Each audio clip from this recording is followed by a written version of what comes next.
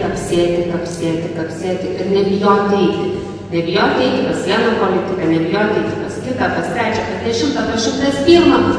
Ir vis tiek atrasi būtent tą, kuris tau padės, su kuriuo kartu tu šnekėsies, rasi bendrų minčių ir kaip savo uždavinį išspręsti vienaip ar kitaip. Tai tiesiog drąsos būti, drąsos veikti ir pakelti savo vertę. Reikėtų pradėti nuo to, ką kitą kartą kalbėsime, ne?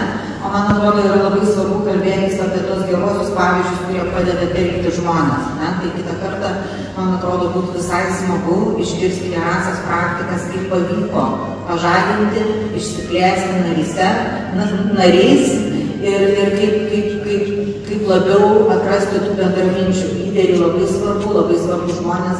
Ir papildant pasakymą, kad kaip vieno negana, reikia plus 30, tai vat 1 plus 30. Na, aš truputėlį norėčiau namų darbų visiems sekantį kartą, kai susitiksim, ir manau, kad tikrai susitiksim, tai pabandykim susirasti knygą, ji viešai prieinama, labai paprasta, labai vaikiška knygutė. Ledkalnis tirpsta apie pokyčius. Jeigu kas skaitot, pasikartoti, yra bendruomeniai labai svarbi medžiaga apie pokyčius. Ir iš tikrųjų, perskaitę šitą knygutę, jūs rasite save, jūs rasite savo bendruomenę, jūs rasite aplinkinius. Ir pagalvokite, kokiam vaidmenį aš esu ir kokie mano bendruomenės nariai.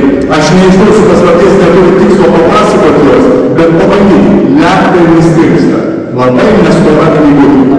Pasikartokim šitą jau, labai nestora knygutė ir iš tikrųjų padėsite, kad visi kartais žurnališkumo daugiau. Tai palinkėjimas mano toks pat. Susikalbėjimo, susiklausimo ir gerų darbų. Panašių temų, ką noriu pakalbėti. Aš noriu pakalbėti apie bendruomenės ir seminariją, apie jų santykį.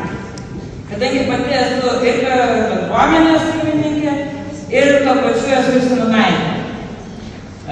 Seminaitė tapau tikrai ne vieno balso, kaip sakant, išrinkta ne vieno gyventojo, o tikrai 5 procentai nuo seniūnaikijoje gyvenančių žmonių ir išrinkta pirmuoju etapu ir tokių pas mus yra tikrai ne vienas. Dabar praėjo, sakysim, metai, kaip esu seminaitė, ir galiu pasakyti, ką pastebėjau. Tokie bendri pamąstymai. Bendruomenė gali gauti finansavimą, jeigu yra aktyvi ir rašo paraiškas. Seminaitis negali gauti finansavimą. Seminaitis turi pareigas ir įrašytos ir įstatyme ir teisės. Tačiau tai, kad realiam gyvenime būtų įgyvendinamos mūsų teisės, mums teko įkurti su bendraminčiais seniūnaičiais asociaciją, kad ledai pajudėtų. Tačiau tokių aktyvių seniūnaičių pas mus yra dar mažai. Yra daug seniūnaitijų, kur yra seniūnaičiai tiesiog nėra išrinkti, nes niekas nekandidatavo.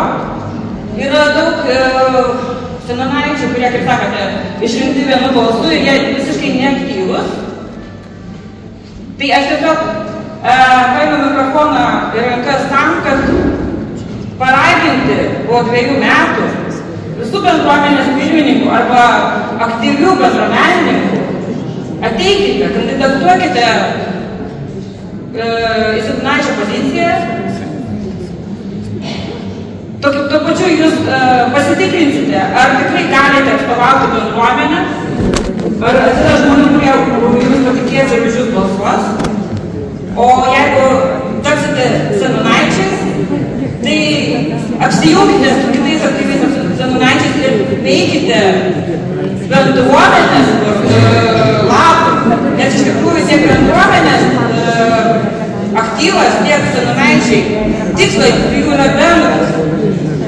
Kad būtų išspręstos problemos, būtent gyventojų rūpimos, kad būtų aplinka pagražėtų, kad būtų sutvarkyta aplinka ir kad galų